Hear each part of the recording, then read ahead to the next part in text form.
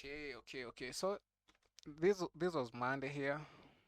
Let me put that in there.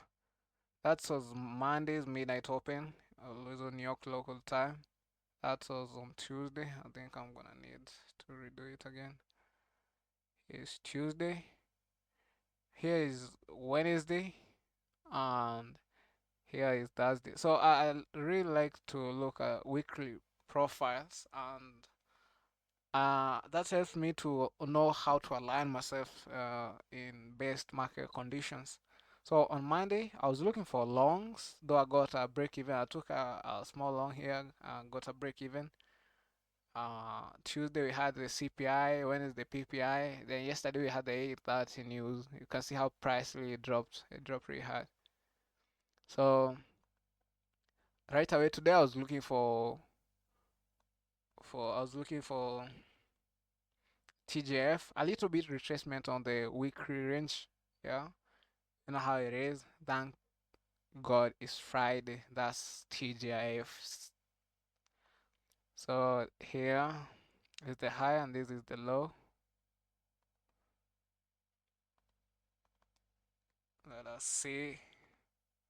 So TGF, we always looked to align ourselves on the -2 and -3. Oh, 0.2 and 0.3 of the weekly range.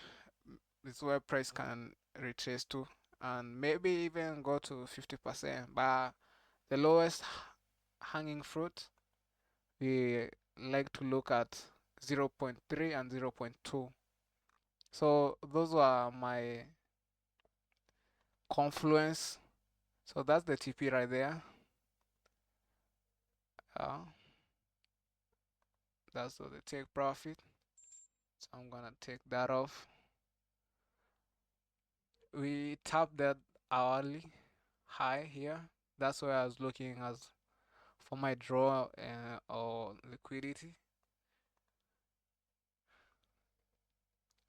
Reason why I took long on pound because long term pound is bullish, more bullish in terms of maybe looking in terms of weekly and looking on weekly, looking on terms of SMT divergence on long term.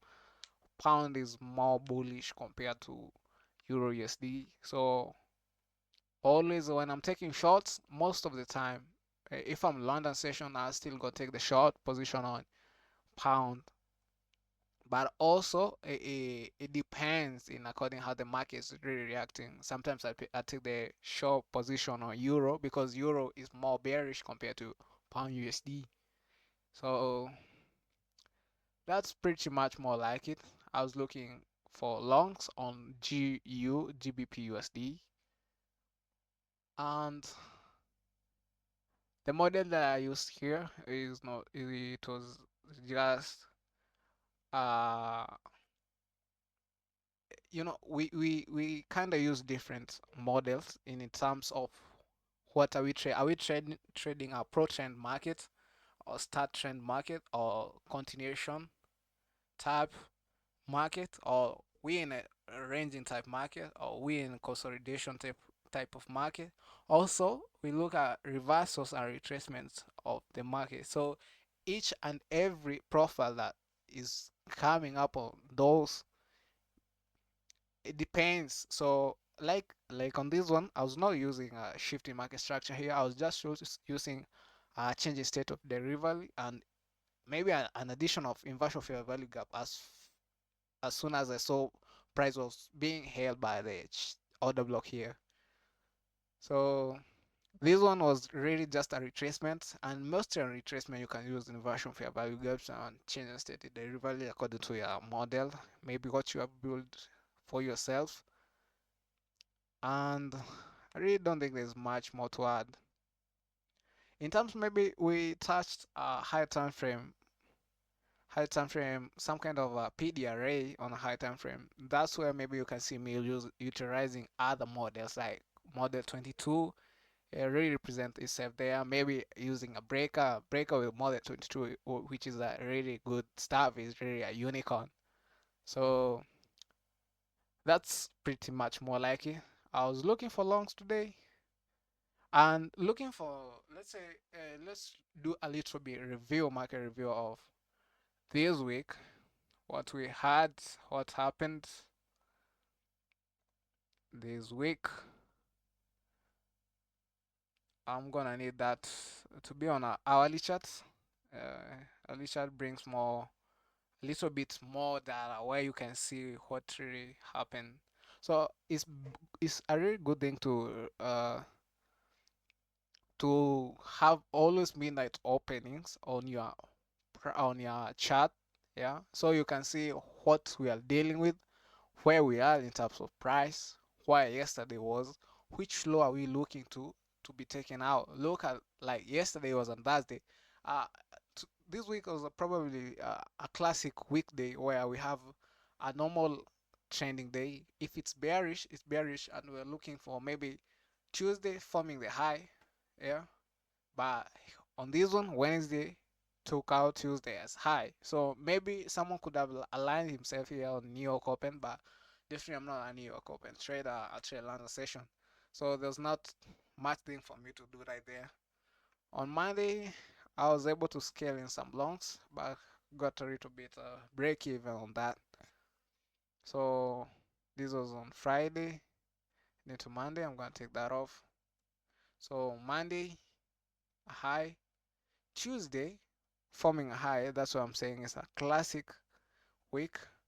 Monday being taken out by Tuesday's high by Tuesday. Tuesday forming the high of the week, then retracing to Monday's range. Then Wednesday forming an internal. Uh, it's some kind of, I'll say it's a hourly chart shift in market structure. Shift in market structure. Sorry about that. This is what we get when the video is not filtered. So taking that high there, then drop. This is a shift in market structure. In terms of our chart, maybe you could align yourself with that if your bias was bearish. So that's our fair value gap there. Yeah, price did close above it, but look, we ranged above it, then dropped, then one more time we touched on it, then dropped. Then yesterday, which was on Thursday, we really tapped on it just one more time. Then we had the drop, forming the low of the week on Thursday.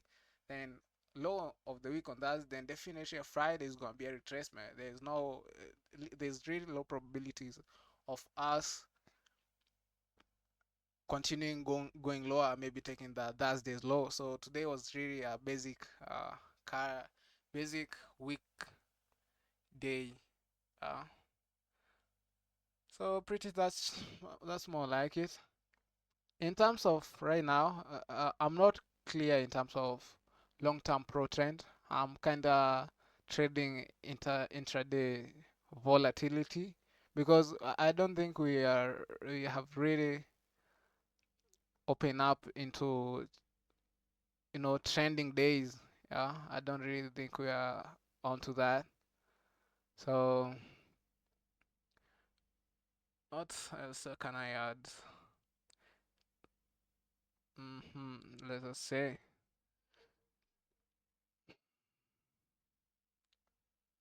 So these are weekly charts. You can see how the weekly chart looks like.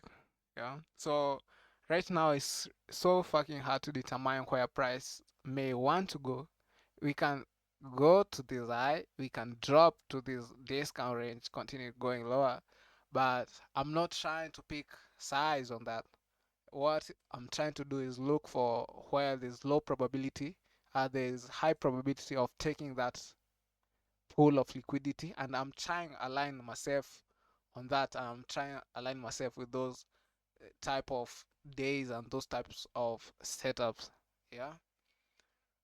So those are pretty much more like it. So always don't forget to use midnight opens. You always put the midnight opens on your, maybe while you're doing your chart analysis, before you either press a trade or exit on a trade, or you know that really helps much in terms of your target and exits. So right now, maybe someone could be saying maybe price is gonna go to this high, but I'm not willing to hold to those high because I'm just looking at a small retracement. I'm not Uh, I'm not picking a side here. Remember, we are on a pro trend, we are on a bearish structure. Yeah. So I'm kind of trying weighing options here. Even though we are bearish, I'm taking the longs on GU because I know GU is a little bit more bullish compared to Euro USD. So there are really different factors you have to consider, not to get yourself banned by the market because it really bans. I've got banned several times picking sides on the market price. That really didn't work out for me well. So I like to swing for maybe small low hanging fruits and exit on 20 pips if I'm not on a maybe trending market like now. Maybe starting February, maybe going to March, market may resume well and start those pro trend days where I can hold my trade from London session to New York open because right now you can see maybe going price is looking at this daily range here, price is almost equilibrium, maybe heading to premium of the range. You can see New York opening coming and drop and taking out these lows and maybe not taking this low, then next week we continue. So it's a really tough time to be holding for trades. You need to catch something and you take it out and you go feed yourself, feed your family, and maybe pay yourself for the groceries. So that's pretty much more like it.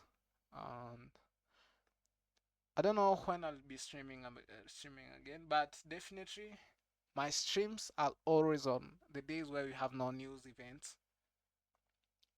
When no news events on New York session, but even though we may have news event on London session, I might be taking a position there. So I like to align myself when we really don't have any news events on New York session open.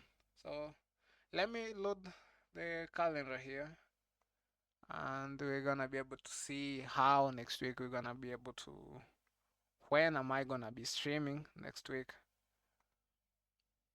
So let's see. So Monday is we have a bank holiday here, but Monday can be a definitely good trading day on London session.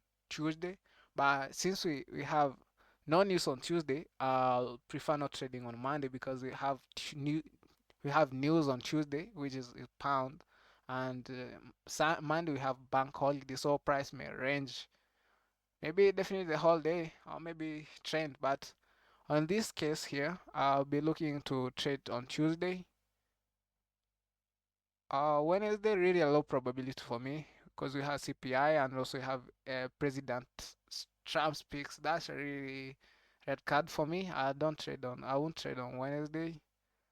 So Thursday, red flag for me.